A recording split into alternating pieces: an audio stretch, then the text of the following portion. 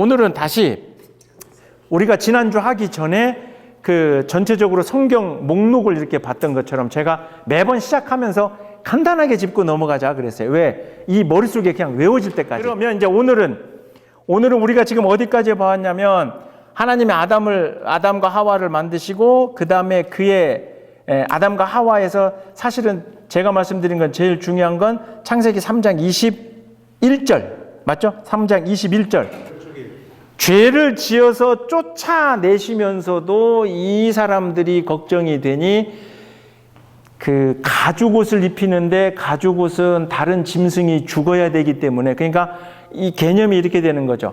죄 지은 아담과 하와를 쫓아내시면서도 이 사람들을 사랑해서 직접 죽이지는 않으시고 다른 걸 죽여서 그 가죽으로 이 사람들을 보호하셨다. 그래서 구약에서는 이제 뭐가 나오냐면 제사 드릴 때 내 죄를 씻기 위해서 짐승을 죽이잖아요. 이게 원래는 내가 죽어야 되지만 나 말고 짐승을 대신 죽여서 피나 고기나 이런 걸로 이렇게 제사를 드리고 그러면 그게 신약에 와서 어떻게 된다 그랬어요? 우리가 예수 그리스도가 십자가에 죽으실 때 희생양 또는 어린 양이라고 할 때 예수가 어려서 어린 양이 아니라 주로 구약에서 제사를 드릴 때 자기 죄를 씻기 위해서 어린 양을 잡아서 죽였단 말이죠. 그러니까 예수님이 십자가에서 흘리신 그 보혈이 그러니 창세기로부터 하나님이 아담과 하와를 사랑해서 입히셨던 가죽옷과 같이 연결되는 이제 그런 맥락으로 적어도 여러분들은 이제 3장 21절 창세기에서 다른 목사님들은 첫날 뭐 만들고 둘째 날 뭐 만들고 저 그거 안 했어요.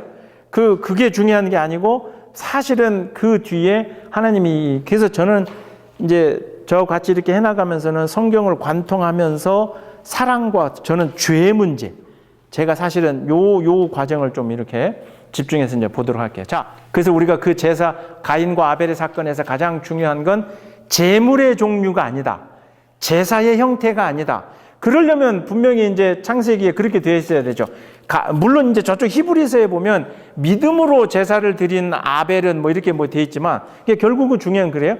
제물과 제사, 제물의 종류, 제사의 형태가 아니라 그 제사를 드리는 사람의 마음이었다는 거예요. 그러니까 그 제사가 오늘 우리의 이제 예배와는 다르지만 우리가 하나님 앞에 헌신하고 하나님 앞에 봉사하고 교회를 섬기는 일 과정에서도 사실은 형식과 눈에 보이는 게 중요한 게 아니라 뭐가 중요하겠어요?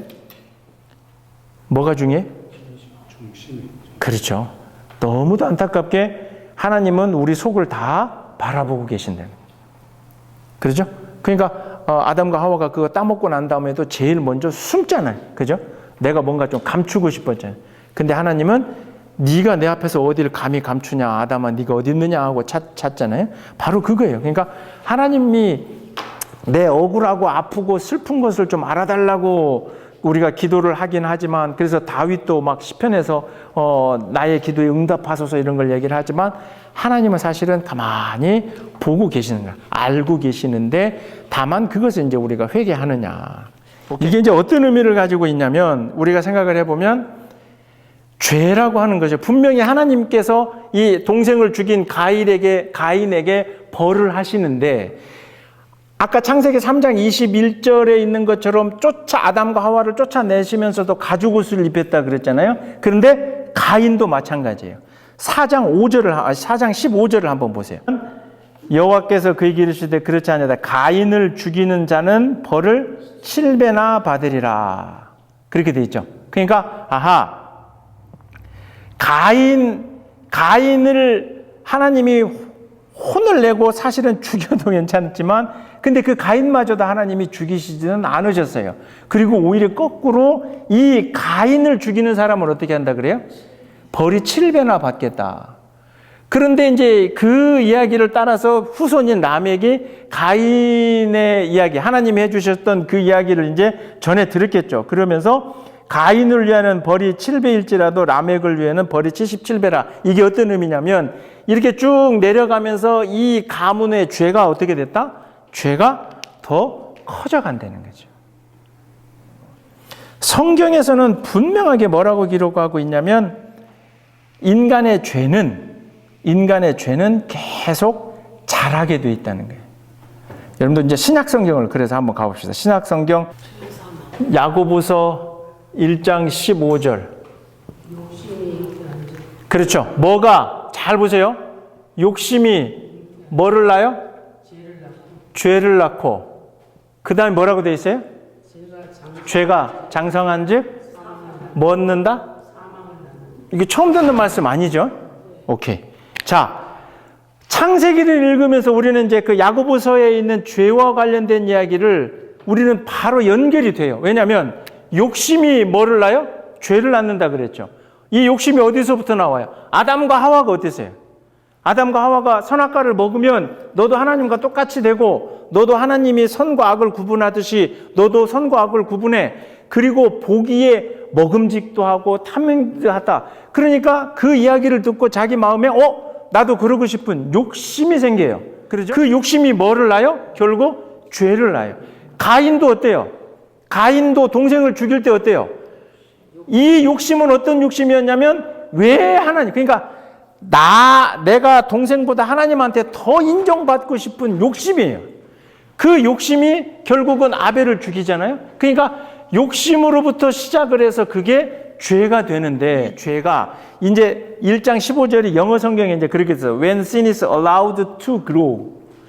When sin is allowed to grow. 그러니까 자라도록 allowed, 놔두게 되면 결국 무슨 얘기냐면 죄는 점점 성장, 이제 장성이라고 하는데 다른 말로 하여튼 죄는 점점 커져간다라는 거예요.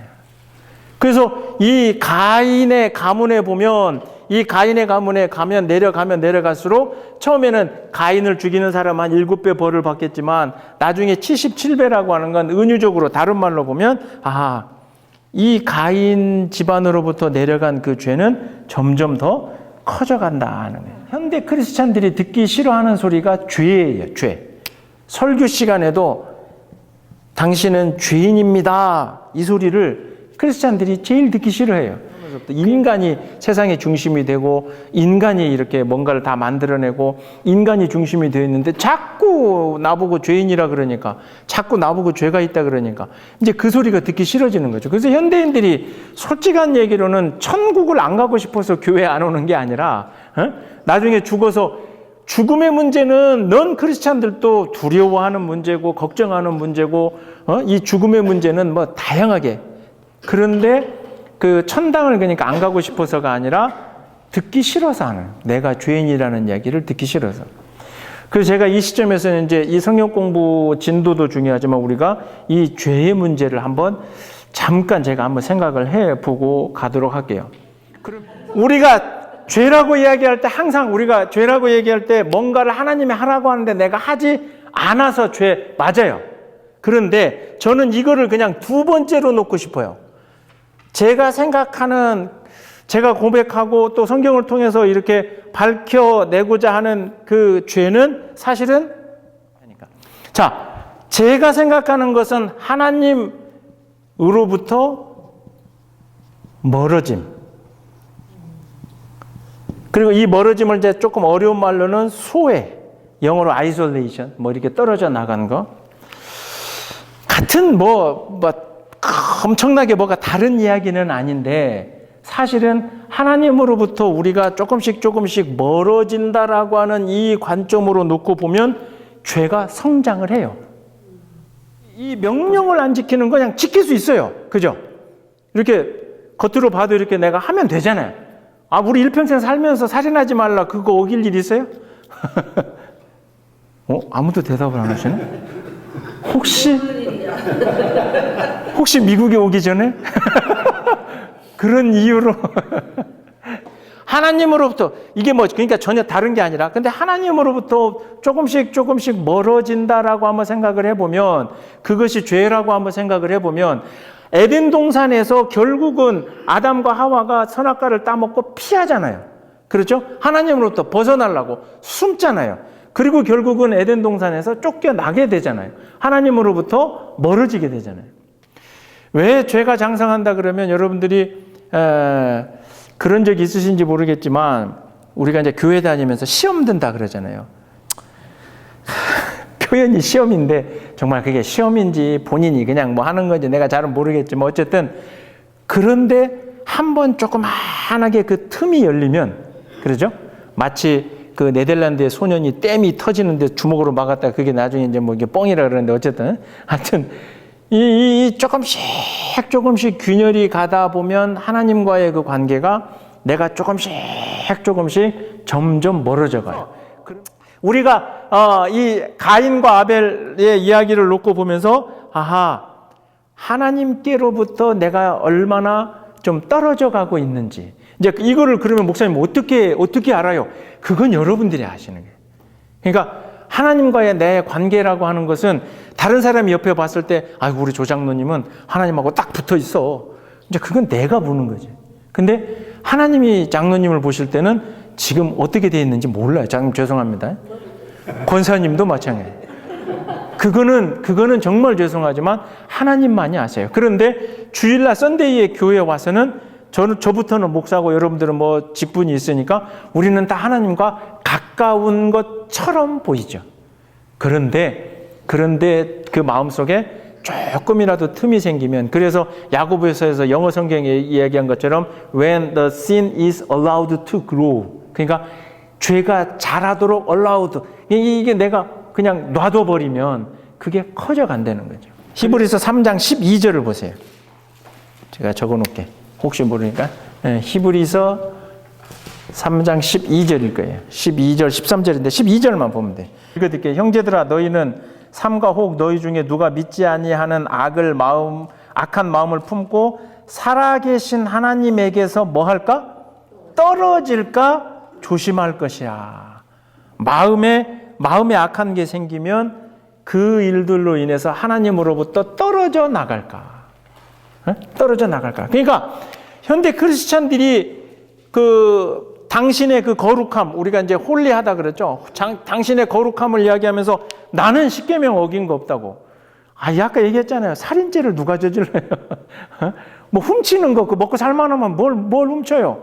뭐 현대는 좀 문란하니까 다른 여인, 하여튼 가늠하지 말라. 하여튼 그런 것도 안 하면 안 할 수 있어요. 근데 더욱 중요한 거는 눈에 보이는 그것은 자기들이 지킬지 모르지만 그 악한 히브리서인 것처럼 악한 마음을 품어서 하나님으로부터 떨어질까 봐.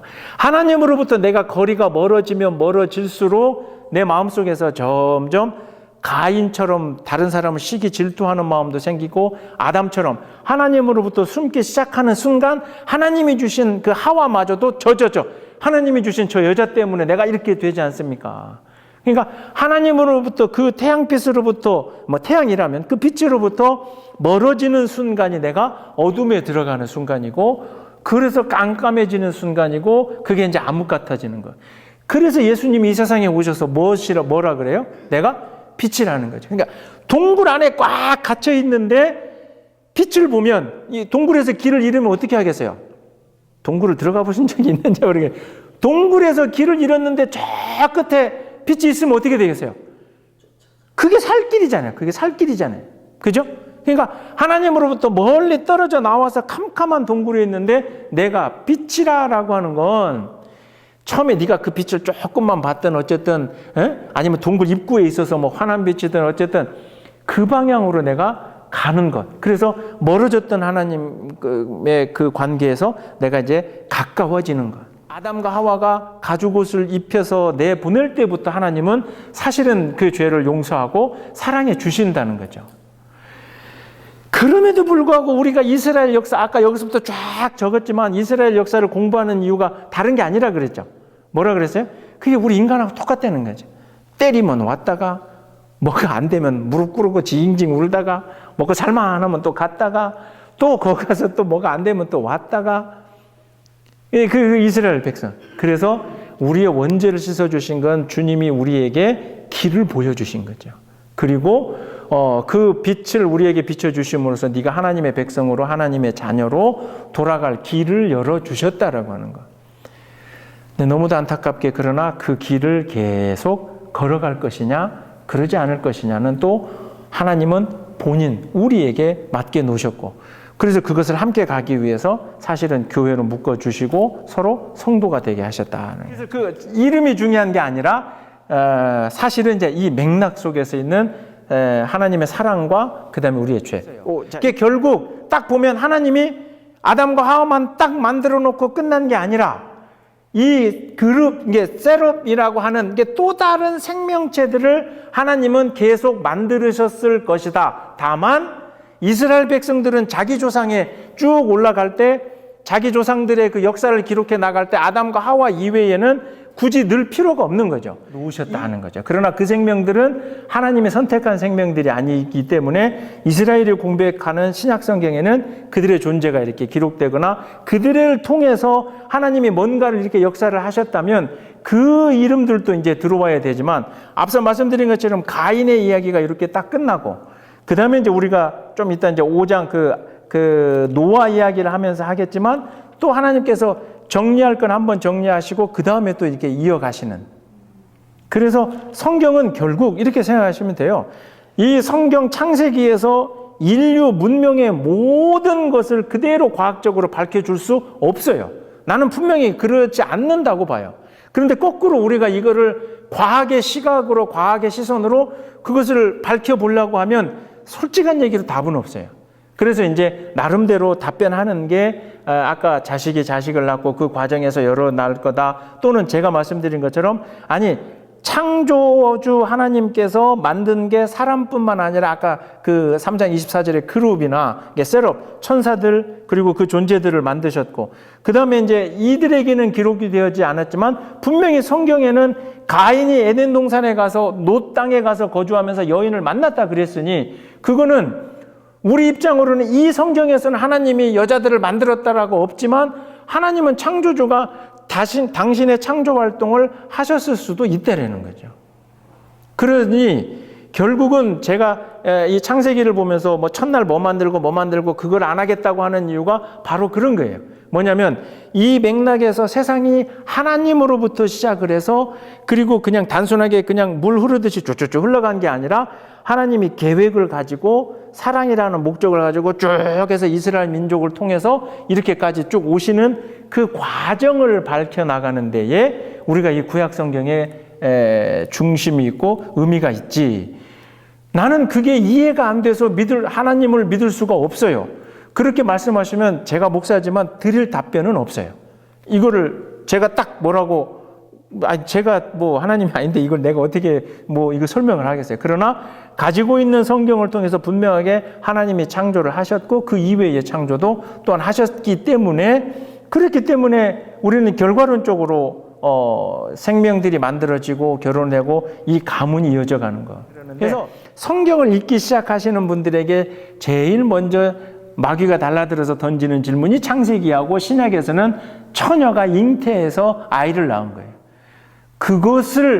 그것이 해석이 되지 않는 한, 이해가 되지 않는 한 나는 하나님을 믿을 수 없다라고 문이 딱 닫혀지는 순간 그 뒤에 펼쳐지게 되는 놀라운 그 하나님의 역사나 이런 거는 접근조차 못하는 거죠. 근데 가장 먼저 건드는 게 이제 그거죠.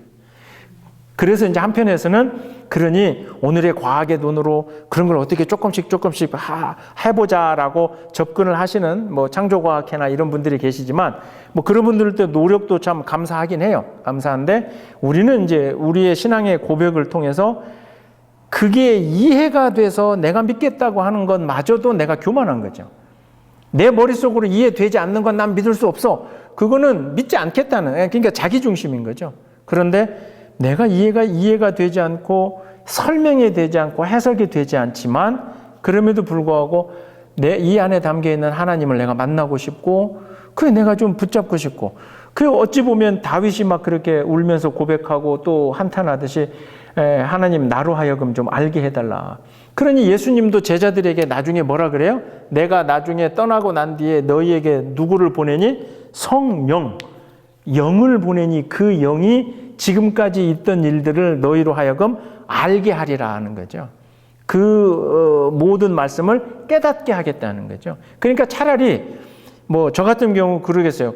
그래도 만약에 이제 예를 들어서 차수 집사님이 나 그 목사님 이거 똑바로 설명 안 하면 나 이제 교회 안 나가 이러면 제가 해야 될 일은 이걸 앉아갖고 막 그래 이게 과학적으로 어떻게 이거를 만드는 게 아니라 그렇게 해서 한 성도가 나는 이거 설명 안 되면 교회 안 가요. 그러면 나는 엎드려서 해야 되는 게 뭐냐면 성령에게 임하셔서 이게 받아들여지도록 이게 믿어지도록 그리고 저 또한 이거를 설명이 아니라 그러니까 인간의 부족한 걸로 증명하고 설명이 아니라 하나님이 저 또한 알게 하셔서 저도 좀 이렇게 할 수 있도록 집사님, 권사님 대신 이 성도님들이 이 정도에 대해서는 아유 목사님 우리를 뭘로 보고 오히려 저보고 뭐라고 해야 돼요. 이거 넘어갔어야 돼요. 근데 이게 이렇게 참 다른 말로 하면 갈증이 나시는 거죠.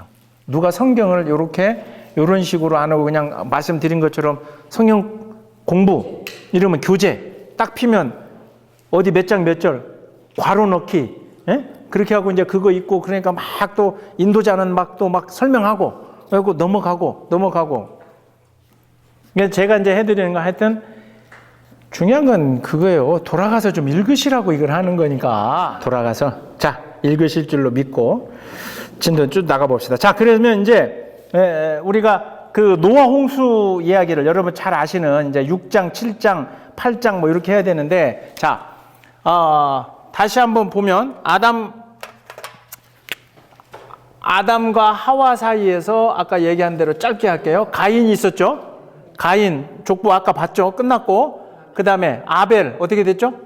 이미 죽었죠. 그리고 난 다음에 그룹이 아니라 아담과 하와에게 하나님이 세 번째 5장 3절을 보세요. 아담은 130세에 자기의 모양 곧 자기 아들의 형상 아들을 이름을 무엇이라? 셋. 이게 이제 영어 발음으로 이렇게 했는데 히브리어의 셋인데 뜻이 뭐냐면 이거는 대신 주다 이런 말이에요. 대신 주다. 그 셋의 이름은 그러니까 결국 왜 가인은 안타깝고 아니 아벨은 이미 끝났고 그렇죠. 이미 죽었으니까. 그리고 가인의 족속은 그 자손들은 어떻게 보면 참 이제 역사의 무대에서 사라질 그래서 아담과 하와에게 세 번째 그래서 우리가 그렇게 외우잖아요. 세 번째 아들을 줘서 셋이다. 근데 그 셋이 아니에요. 근데 그렇게 외우면 돼. 근데 29절에 보면 이름을 노아라. 이름을 노아라 해가지고 사실은 여기서부터 중요해요. 그러니까 성경을 읽을 때 막 이렇게 이게 저기 5장에 있는 족보를 보면서 막 그 이름 외우려고 스트레스 받지 마세요. 그냥 저하고 하시는 분들 이름만 알면 돼. 아시겠죠? 그러니까 저 같으면 이렇게 해요. 셋이 쭉 나가갖고 누구를? 노아. 근데 노아의 뜻은 이름은 안위함, 편함. 안위라는 말 알죠? 안위, 편안함, 뭐 요런 뜻이거든요. 하여튼 중요한 건 아담과 하와의 자손이 노아가 되잖아요. 그죠? 그게 중요한 거예요. 하나님이 이렇게 만들어서 노아가 갑자기 어느 날 뚝 하고 나온 게 아니라 아담과 하와의 그 자손이 대가 끊기지 않고 노아로 가더라. 그렇게만 세 번째 아들에게서 태어난 노아. 가야 되니까 갑자기 6장에 이제 그 얘기가 나와요. 그래서 신학자들은 어떻게 해석을 하냐면 제가 말씀드린 것처럼 이 구약 성경은 이스라엘 전통 자기들의 역사에 대한 신앙 고백이라 그랬죠. 이스라엘 백성들은 그러니까 하나님의 아들을 아담과 하와 셋 노아로부터 쭉 이어져 내려오는 그러니까 이 역사 속에 담겨져 있는 그 하나님이 주관적으로 끌고 나가시는 선택한 그 당신의 백성 하나님의 아들은 이 역사 속에 있는 거고 그러면 이 사람의 딸을 이제 해석을 하면서 아까 다른 데서 그 지어졌냐 뭐 이렇게 나오는데 창세기 6장에 나오는 이 딸들은 이것도 뭐 100% 그럼 정답이냐고 할 수는 없지만 사실 가인의 여러 그 후손들이 있었잖아요. 이 후손들에게서 얻어진 여인들일 것이다라고 이제 신학자들이 그렇게 해석을 하는 거예요. 왜냐하면 그게 어떤 의미냐면 아까 제가 말씀드렸죠. 죄라는 게 가인으로부터 시작해서 그 밑에까지 내려오면서 그 죄가 점점 장성해 가듯이 그걸 다른 말로 이야기하면 하나님께로부터 이미 저주받은 그 가인의 족속에서 태어나게 되는 사람들은 그게 이제 남자든 여자든 안타깝지만 그 안에 하나님으로부터 계속 멀어지게 되는 그 죄가 담겨져 있기에 하나님이 선택한 이 하나님의 아들로서 이 사람들이 안타깝게도 하나님으로부터 멀리 떨어져 있는 사람의 딸들을 취하기 시작하더라. 이제 그런 맥락으로 6장 2절을 여러분들이 이해를 하시면 갑자기 하나님의 아들들, 사람의 딸, 이 구분을 어떻게 할 거냐 하는 것을 신학적으로는 그렇게 해석을 합니다. 보면 한 가지 더 중요한 거 있어요. 2절 자세히 6장 2절을 보시면 하나님의 아들들이 사람의 딸들의 아름다움을 보고, 자, 두 가지. 첫 번째, 이 여인들의 뭐를 보고요? 아름다움을 보고. 얘나 지금이나 이쁜 거 좋아하는 거네. 아름다움을 보고 자기들이 두 번째는 뭐라 그래요? 두 번째는 뭐라고 돼 있어요? 자기들이 좋아하는 모든 여자를, 이렇게 돼 있어요. 그죠? 자기들이 좋아하는 모든 여자를 아내로 삼는지라. 겉으로는 그렇게 볼 수 있지만 제가 처음 오늘 첫 시간부터 말씀드린 것처럼 이 죄의 문제를 놓고 요거를 같이 생각을 해보면 어떻게 되냐면, 자, 아름다움이라고 하는 것, 우리 지금 살짝 이게 리마인드가 되잖아요. 뭐예요? 아담과 하와가 선악과를 따먹을 때, 뱀이 꼬실 때 뭐라 그랬어요? 보기에도 좋고 보암직도 하고 뭐 먹음직도 하고 보기에 좋고 일단 그것은 어떠냐면 자기의 욕구죠. 그러면서 어떤 욕심이 되는 거잖아요. 그죠? 그리고 동시에 모든 여자라고 되어 있어요. 그냥 자기들이 좋아하는 여자를 단수로 되어 있지 않고 복수로 되어 있단 말이에요. 그러면 모든 여자를 자기가 눈에 들어오는 아름다운 모든 여자는 다 데려오려면 그 마음속에는 어떤 게 있는 거예요? 마찬가지로 욕심이 들어가 있는 거죠. 자기의 욕구와 욕망을 해결하기 위해서 그 안에 욕심이라는 게 들어가는 거죠. 계속 우리가 창세기를 배우는 이유가 다른 이유가 아니에요. 이놈의 세상이 어떻게 만들어졌나 희한하고 궁금하고 호기심으로 창세기를 보는 게 아니라 그 안에서 도대체 인간의 죄가 어떻게 시작을 하는지. 그러니까 아담과 하와도 그렇고 가인과 아벨도 그렇고 계속 뭐예요? 욕심이라는 거죠. 그래서 아까 야고보서에서 뭐가 나와요? 죄가 욕심이 잉태한 즉 뭐를 낳고? 죄를 낳고 죄가 장성하여 사망을. 그 말씀 짧은 한 귀절이요. 성경 전체를 맥락을 이게 사실은 관통하는 거예요.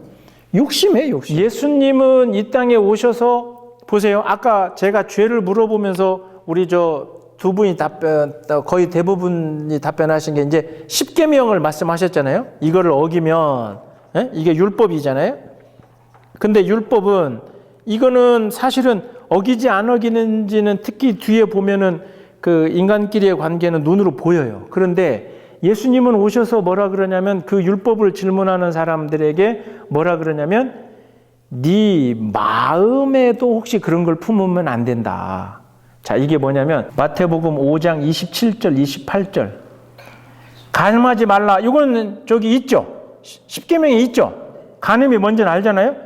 간음하지 말라 했다는 것을 너희가 들었으나 그래서 네가 지키고 있지. 니네가 이 율법주의자 니네가 잘하고 있는데 나는 너희에게 이르노니 음욕을 품고 여자를 보는 자마다 마음에 이미 간음하였다.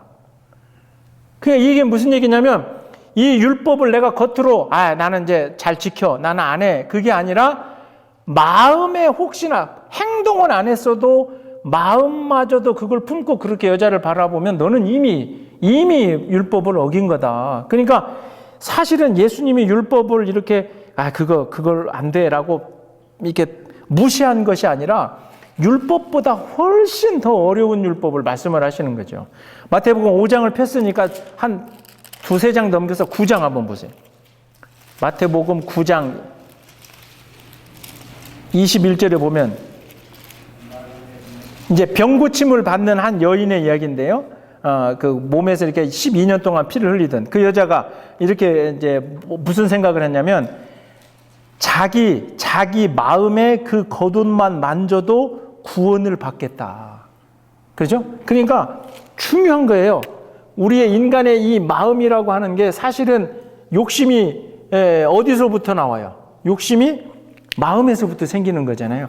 그리고 난 다음에 이 마음에 따라서 어떤 사람은 그것을 행동을 해버려요. 그러죠?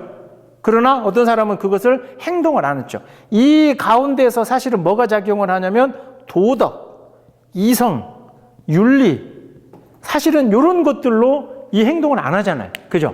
아까 얘기한 것처럼 사람의 아름다운 여자를 보고 다 그냥 취할 수 있는 시대라면, 뭐 자기들 마음대로 하겠지만 우리가 사는 지금 이 시대에서는 어쨌든 그런 마음이 있을 수 있어요. 예를 들면. 그런데 그런 마음을 가지고 행동을 하지 않고 도덕과 이성과 윤리로 우리가 그걸 참아내고 안 하고 있지만, 우리의 신앙이라고 하는 것이 하나님께로부터 멀어져 있는 우리의 관계가 하나님께로 다시 가깝게 간다는 건 처음에 말씀드린 것처럼 내 모든 걸 하나님 앞에 숨길 것이 없다는 고백이라는 거죠. 그래서 이제 제가 가끔 어떤 분들이 저 양반은 설교도 이렇게 한 번씩 울어 이러는데, 제가 이 생각을 할 때마다 이제 눈물이 나는 게요. 이게 뭐 제가 이제 목사를 2000년 10월 노회 때 받았으니까 목사 안수를 2000년에 받았어요. 그러니까 지금 23년, 뭐 24년 차 이렇게 되는데, 그러면 그동안 이제 뭐 민간교회에서도 그렇고 또 군인교회 한 10년, 뭐 여기 이제 미국에 와서는 한동안 설교를 못 했지만 수도 없이 제가 해내놓은 설교가 있을 거 아니에요. 그런데 이 미국에 와서 한 10년 가까이, 그러니까 이제 뭐 LA 교회를 다니긴 했지만 거기에 정말 그냥 설교할 수는 없었고 그냥 출석만 하고 뭐 이렇게 일부 예배 때 그냥 목사님, 사모님, 우리 와이프 뭐 셋 앉혀놓고, 그거 참 힘들더라고. 목사님하고 사모님 제일 앞에서 다른 성도가 없이 쳐다보고 있는데 참 깝깝해요. 어쨌든 그러면서 이제 지금 다시 양우리교회 와서 다시 이렇게 설교 준비를 하고 특별히 이걸 하면서 제가 느끼는 게, 하나님 앞에 나는 다 들킨 거죠. 속된 말로. 그러니까 겉으로는 목사로 살아온, 뭐 군목도 했고 뭐 내가 겉으로 봐서는 다른 사람이 볼 때 시비 걸 수가 없어요. 그런데 이제 특별히 또 미국에 와서 내가 설교할 자리도 없고 또 뭐 이런 걸 들여놓고 보면 그때마다 내 마음에서 일어났던 어떤 이런 생각들, 어떤 뭐 이런 것들. 근데 그것을 하나님이 다 보시고, 양우리교회 오기 전까지 그냥 하나님이 좀 참으셨구나 하는 그런 생각이 들어요. 내가 그동안 가졌던 생각이나 뭐 이런 것, 때로는 미국에 와서 뭐가 안 돼서 막 3년차, 4년차에 정말 경제적으로 돈도 다 떨어져서 얘기 한번 한 것 같은데, 한국에서는 집사람도 간호사고 나도 군대 대위 뭐 장교 월급이니까 넘부럽지 않아요. 돈을 빌려주고 살았죠. 빌려주고 다른 사람들이. 근데 미국에 와서 이제 다들 그러셨지만 처음에 한 1, 2년은 버티죠. 가져온 돈으로. 근데 3년차, 4년차 막 이렇게 될 때 굉장히 어려워졌을 때 하여튼 뭐 그때부터 여러 가졌던, 그리고 언젠가는 또 말씀드리겠지만 하여튼 여기에 와서 그 오는 간호사들, 한국에서 온 간호사들을 정말 나는 목회하는 심정으로 도와줬거든요. 이렇게 그냥 우리 저 통장 잔고가 한 250불 뭐 이렇게 진짜 그 데빗 어카운트에. 근데 돈도 없는데 우리가 크레딧 카드로 기름 긁어가면서 집사람이 막 LA 그 새벽 5시에 출발해서 그러고 있을 때, 그런데도 한국에서 간호사들이 오면 그냥 이유 없이 우리 집에 다 데려다가 막 고기 먹여서, 때로 양우리교회도 몇 명 내가 보냈고, 그 여기 저 쌍둥이 아빠랑 뭐 그 간호사들 다 여기 보내고, 또 올리브교회도 가고 뭐 하여튼 그랬는데 그 도움을 그렇게 받으셨던 간호사들 몇 분들이 또 이제 막 그런 얘기를 하는 거죠. 뭐 얘기는 할 얘기도 아니지만 뭐 목사 같지도 않고 저보고. 근데 내가 그 사람한테 설교를 해본 적도 없고, 나는 그때 이제 LA 교회에 있었으니까 나는 심지어 내가 도와주면 목사여서 도와주면 내 교회로 오라고 할까, 그런 생각을 할까 봐 일부러 여기서 도와주면서도 교회 문제를 하면 여기에 양우리교회 있고 올리브교회 있고 참 좋은 교회 있고 몇 개 교회 있으니까 한번 이렇게 가봐라, 뭐 그렇게 다 하고. 그래서 내가 그 사람들하고 설교를 해본 적도 없고, 그런데 목사 같지도 않고, 뭐 이제 또 몇몇이 그랬겠죠. 몇몇이 그랬는데 그렇지도 않고, 또 심지어는 그 목사님은 여자들 데리고 다니는 것을 좋아해서, 그러니까 이제 우리 집사람은 병원 일을 하고 다니까, 근데 내 지금 시에나 말고 앞에 시에나, 옛날 시에나로 그 시에나로 내가 기름 넣어가면서 애들 한국에서 오면 막 월마트 데려가 뭐 어디 뭐 사러 가 그리고 애들 이제 영어 때문에 DMB도 다 데려가가지고 그 시험 등록해줘. 그리고 이거 제가 다 가르쳐 줬어요. 여기 네덜란드는 코스를 내가 다 알아요. 그 지금까지는 내가 이렇게 있어 왔지만 나는 이 지역에서 나는 앞으로 이제 그때는 제가 집에서 예배 드리려고 준비를 하던데 나는 이 지역에서 목회를 해야 될 사람인데 하여튼 나에 대해서 우리 집사람에 대해서 나에 대해서 그 제발 없는 얘기는 좀 하지 말아라. 근데 참 안타까운 게 제가 얘기를 왜 하냐면 이게 중요합니다. 그런데 끝까지 내가 아까 그 열받는 것도 그냥 오케이 화를 냈어도 바로 내가 그 다음에 어제는 내가 이제 또 길게 내가 문자를 써갖고 참 솔직히 그렇게 써서 보냈어요. 내가 참 목사답지 않은 언행으로 어제 그렇게 대화를 나눈 것을 정말 죄송하고 좀 용서해주고 우리 집사람이 그걸 읽더니 막 나한테 막 뭐하러 이렇게 읽으면 다 인정하는 거 아니냐고. 아니야 그게 아니라 이렇게 해야 나는 인간적으로는 화가 나지만 그래도 참 이게 안타깝게 하나님이 나를 목사로 해서 해놨으니 막 쓰고 싶지는 않았지만 그래도 그렇게 정말 억울했지만 그렇게 내가 어제 좀 흥분했던 거를 정말 죄송합니다. 이해해. 이렇게 보내고 나니까 굉장히 마음이 편해져요. 어쨌든.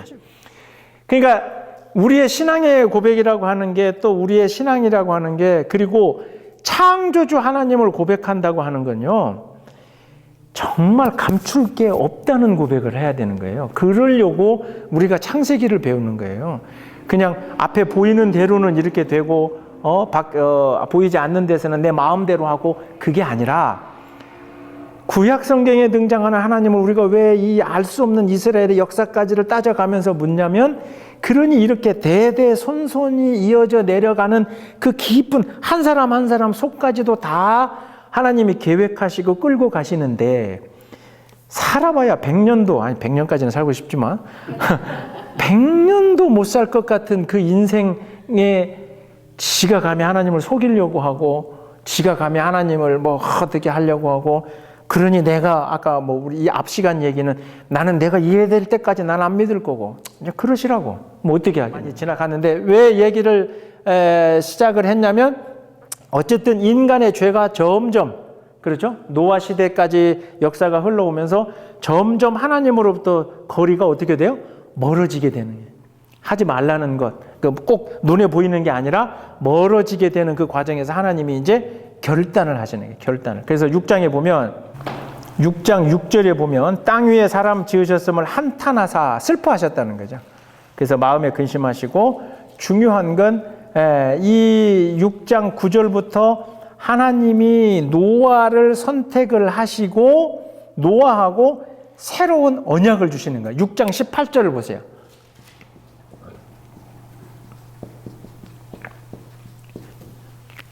같이 읽어보실까요? 6장 18절 시작. 그러나 노아는 내가 내 언약을 세우리니 너는 네 아들들과 네 아내와 네 며느리들과 함께 그 방주로 들어가고. 많은 크리스찬들이 노아 홍수 얘기를 들으면서 제일 관심 있어 하는 건 뭐냐면 이 방주의 크기예요.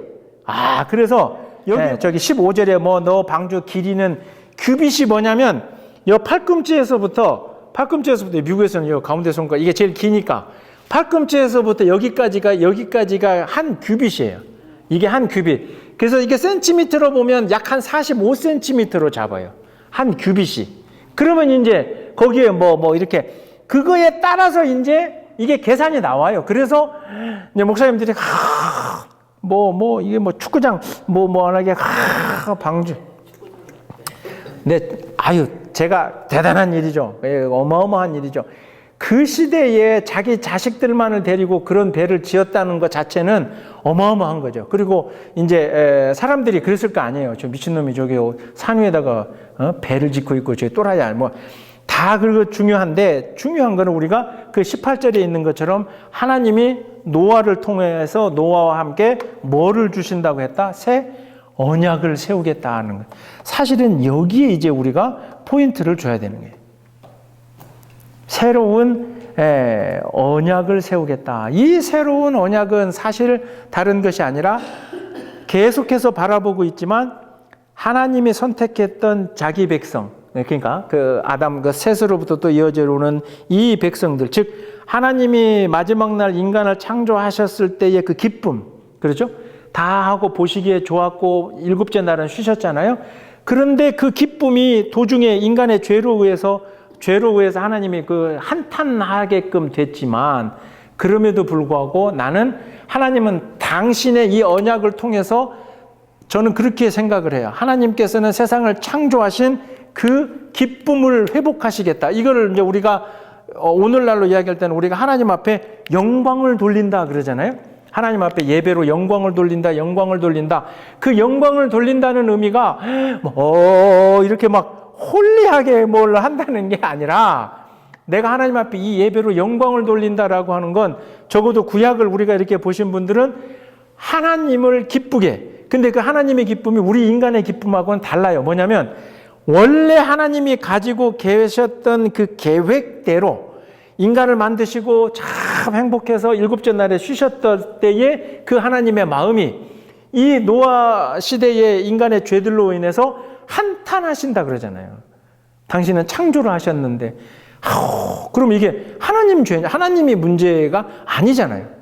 하나님이 뭘 잘못해가지고 하나님이 그런 게 아니잖아요. 그런데 죄를 만들어가는 인간들이 하나님 앞에 영광을 돌린다, 예배를 드리고 하나님 앞에 한다는 건 결국 하나님을 기쁘시게 하는 것. 그리고 그 하나님의 기쁨은 다른 것이 아니라 당신의 창조의 시작대로 다시 하나님. 그러니까 다른 말로 얘기하면 저는 신학을 그렇게 얘기하고 싶어요. 신앙과 신학은 항상 제자리로 돌려놓는 거예요. 그래서 성경에 해 아래 완전히 뉴, 없던 게 짠하고 생겨나는 거 없어요. 저는 신앙은 그렇게 고백해요. 항상 우리는 돌아가면 되는 거예요. 창조를 읽는 거는 창조의 처음으로 돌아가는 거. 그래서 인간도 죽으면 이제 그 미국 사람들은 이제 영어로 이제 좀 높임말로 해봐야 패스 어웨이 정도지만 한글이 대단한 거예요. 뭐라 그래요? 누가 죽으면 돌아가셨다 그러잖아요. 세종대왕님이 예수를 모르셨을 텐데 돌아가셨다는, 저는 그 단어 하나가 굉장히, 이제 제가 하던 이제 신학적인 신앙 고백적인 것과 마찬가지. 이게 뭐냐면 완전히 새로운 거. 그래서 뭔가 목사님들도 그렇고 어느 교회도 그렇고 무슨 새로운 교리를 막 발견하면 다른 데서는 없는 거 이거 내가 막 찾아내고 발견했다, 만들어냈다. 그게 아니라 그냥 원래대로만 가면 돼요. 원래대로만. 그러니까 하나님이 만드시고 기뻐하셨던 그대로만 돌아가는 거예요. 그래서 이제 하나님이 노아를 통해서 내가 너하고 이렇게 새로운 것을 해주겠다 했는데, 그 방법은 이미 여러분들이 아시는 것처럼 배를 짓고 거기에다가 다 넣고, 그래서 세상은 물로써 싹 다 정리가 돼요. 싹 다 정리가 된다는 건 다른 말로 얘기하면 많은 사람들이 어떻게 돼요? 죽는다는 거죠. 죽게 된다는 거죠. 그랬을 때 우리는 여기서 이게 또 한번 발동을 해요. 도덕과 이성과 윤리적으로 하나님이 왜 사람을 막 저렇게 죽이시나. 저는 그렇게 이제 고백하는 거죠. 죄와 하나님이, 그러니까 하나님과 세상이 두 가지가 동시에 다 우리가 똑같이 비중을 두고 결코 섬길 수가 없어요. 그러니까 예수님께서도 마태복음 6장 24절에 그러죠. 한 사람이 두 주인을 섬기지 못한다는 거예요.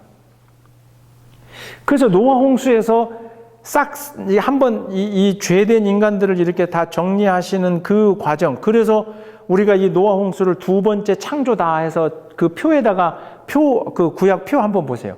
구약 표 보면 제일 앞에 창조해놓고 누구 이름이 하나 나와요. 노아만 딱 나오잖아요. 이 노아 홍수로는 그 개별 사람들의 어떤 도덕과 이런 것에 대해서 개의치 않아요. 그 왜 그러냐면, 이것도 제 결과론적인 해석이 있지만, 죄는 놔두면 장성하게 되어 있다니까요. 그러니까 하나님 이외의 다른 방향으로가 세워지게 되면 계속 다른 사람들까지도, 다른 것까지도.